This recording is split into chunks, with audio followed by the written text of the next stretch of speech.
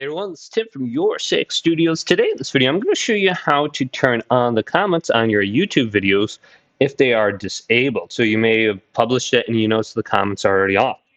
So we want to go over to the Apple Store or the Google Play Store, and we want to get this application called YouTube Studio. So go to search, type in YouTube Studio, YT Studio, select this, and the application should be right here.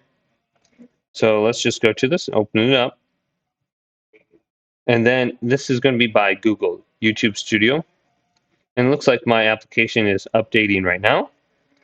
And I can go back to it on my phone home screen, select it, and this is what it looks like. So we can see our views, our watch hours, and all our subscribers in the comments, etc. But let's go to content right here. Now go to the video that you're having an issue with and select it. Then go to the crayon option on the top to edit, right next to the arrow.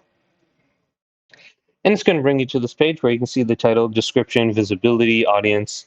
Let's go to more options, tags, short remixing, categories. Then we can go to comments. And we can go to on now. And you have comment moderation. You can go to basic, strict, or hold all comments.